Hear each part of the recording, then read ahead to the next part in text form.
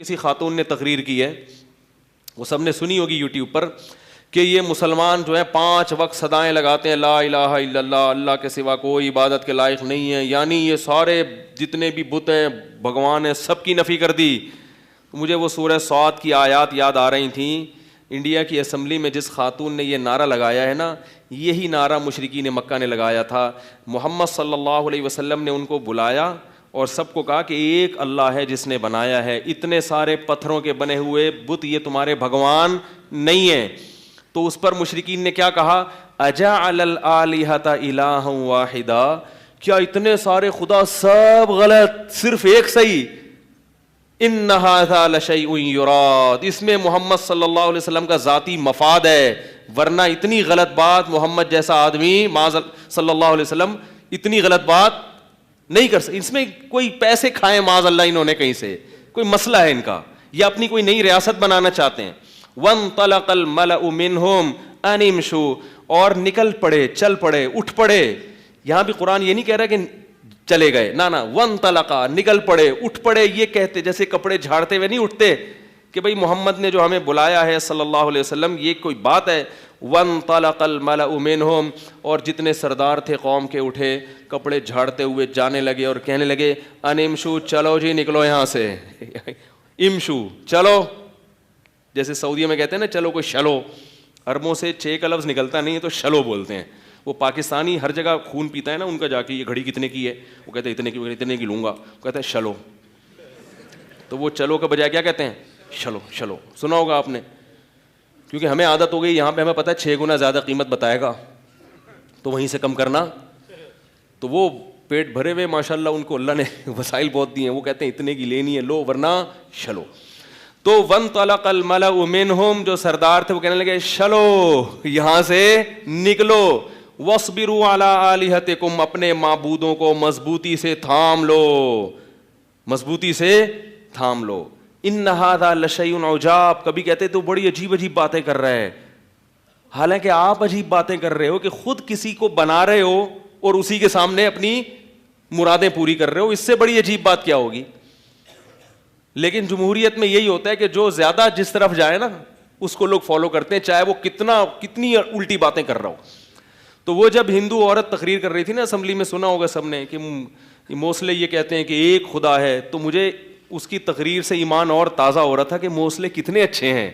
کیا خیال ہے, مجھے سمجھ میں نہیں آ رہا تھا یہ ہماری برائی کر رہی ہے یا ہماری تعریف. وہ کہہ رہی ہے کہتے ہیں ایک خدا کی عبادت کرو, اس کے سامنے آ کے جھکو, کسی خدا کے سامنے جھکنا, 5 ٹائم یہ عبادت کرتے ہیں, 5 ٹائم. تو اچھی بات ہے یار, ایک اللہ کی کتنی دفعہ 10 ٹائم ہوتی تو اور اچھا ہوتا. کوئی چرچ تو نہیں پی رہے نا 5 ٹائم. بھائی برائی تو یہ ہوتی مسلمان معاذ اللہ 5 ٹائم گٹکا کھاتے ہیں, ہے بھائی مسلمان 5 ٹائم چائے پیتے ہیں, تو یہ بھی کسی حد تک برا تھا یار, پینی ہے 2 کپ پی لو 5 ٹائم.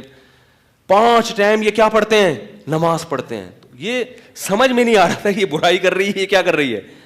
یہ تو آپ ہمارے دین کو اور انڈیا کی اسمبلی میں ماشاءاللہ تبلیغ کر رہی ہو. میرا دل چاہتا ہے اس خاتون کو ہدیہ دوں, بولے ایک اسی قسم کی ایک اور تقریر رمضان کے بارے میں بھی ہو جائے.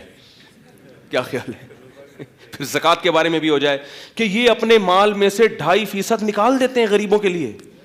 ہائے ہائے, ہر سال یکم رمضان کو کروڑوں اربوں روپے غریبوں کے لیے ان کی جیبوں سے نکلتا ہے, مالداروں کی جیبوں سے. یہ کیسا مذہب ہے جو دہشت گردی سکھا رہا ہے. یعنی اس نے تقریر میں مسلمانوں کو دہشت گرد قرار دیا ہے, مگر دلیل جتنی دی ہیں وہ دہشت گردی کی, اس میں کہیں سے بھی کچھ بنتا بن ہی نہیں رہا نا. نماز پڑھ رہے ہیں, کہہ رہے ہیں ایک عبادت ہے, تو کچھ عجیب سی اس بات ہے. تو میں نے کہا دیکھو اللہ تعالیٰ تبلیغ والوں کو انڈیا کی اسمبلی میں نہیں پہنچ پائے, تو اللہ نے وہیں بت خانے میں, صنم خانے میں اللہ نے توحید کے علمبردار پیدا کر دیے.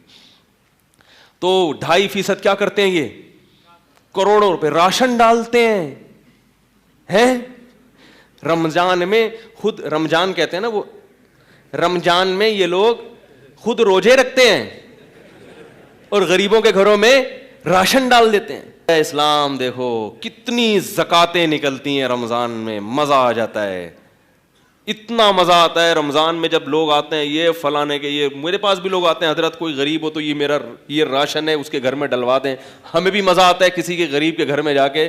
میں تو لوگوں سے کہتا ہوں بھائی سب خود کرو, خود کرو تو زیادہ اچھا ہے نا, اپنے رشتہ داروں کو پوچھو. لوگ پوچھتے ہیں حضرت بہن کو زکوٰۃ دے سکتا ہوں یا نہیں؟ بھائی بہن کو دو گے تو دگنا ثواب ہے, ایک تو غریب کی مدد کا, دوسرا رشتہ داری کیا ہوگی, غیر مسلموں کے پاس یہ مزے نہیں ہیں.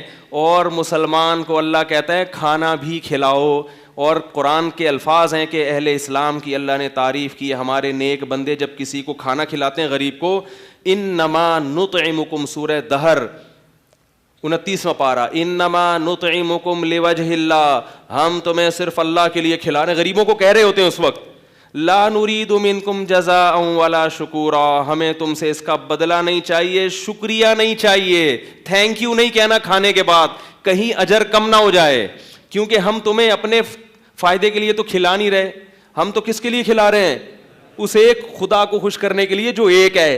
اتنے ساروں کو خوش رکھنا ویسے بھی ممکن, بولو بھائی, جو بہت سارے بھگوانوں کو مانتا ہے وہ تو بیچارہ ویسے ہی کنفیوز رہے گا کہ پڑوسی کی مدد سے یہ والا بھگوان خوش ہو رہا ہے, یہ وہ والا خوش ہو رہا ہے. اب کوئی اس کو بتائے گا یار پڑوسیوں کے لیے وہ والا بھگوان ہے, بیوی سے اچھا سلوک کے لیے وہ جو ادھر, بیوی سے اچھا سلوک کے لیے جو ہے نا بھگوان وہ